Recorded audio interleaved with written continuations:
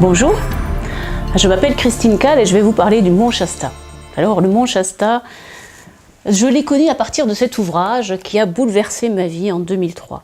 J'ai lu beaucoup d'ouvrages dans ma vie, mais ce livre, donc Télos, il représente non pas le passé de la Lémurie, mais le futur de ce que nous allons devenir.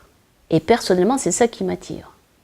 Donc quand je vais au Mont Shasta, je me rends dans divers endroits du Mont Shasta, et là aussi, je vis des expériences assez troublantes. Il me vient comme ça à l'esprit un lieu que j'aime beaucoup, qui est un lieu qui s'appelle donc le lac Shastina, où il se trouvait être les anciens temples lémuriens à l'époque de la Lémurie. Alors, dans un lieu spécifique, donc depuis plusieurs années, je m'aperçois de quelque chose de spécifique, de particulier. Au niveau de mes sensations, je vois bien que les choses sont plus simples. Alors que je suis en train de monter sur une butte, et que je suis dans un décor très sec avec des cailloux, je monte sur une butte et je vois un lac pas très loin. Mais en même temps, plus je monte sur cette montagne, plus je vois des êtres, si j'enclenche ma vision médiumnique, et je ne fais rien pour ça, ça se fait naturellement là-bas, parce qu'encore une fois, le Mont Shasta est un vortex. Il est dans une autre dimension. Et il nous invite à rentrer dans cette dimension. Alors je monte sur cette montagne, et je m'aperçois. Et au fil des années, depuis 2014, ma vision est encore plus simple, encore plus facile. Tant et si bien que l'année dernière, je me suis dit, mais je vis dans deux mondes à la fois.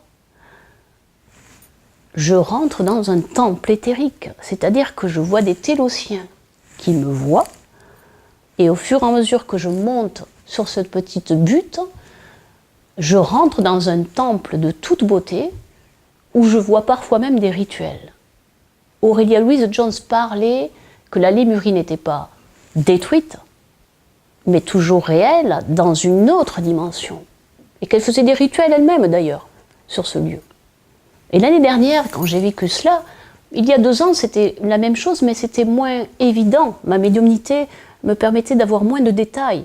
Mais là, d'année en année, du fait de l'imbrication des mondes actuellement, comme vous le savez, avec ces vents solaires, nous avons des pluies de photons qui viennent nous toucher au niveau de la pinéale, donc au niveau de l'épiphyse, au niveau du thymus, ce qui fait qu'aujourd'hui les mondes s'imbriquent.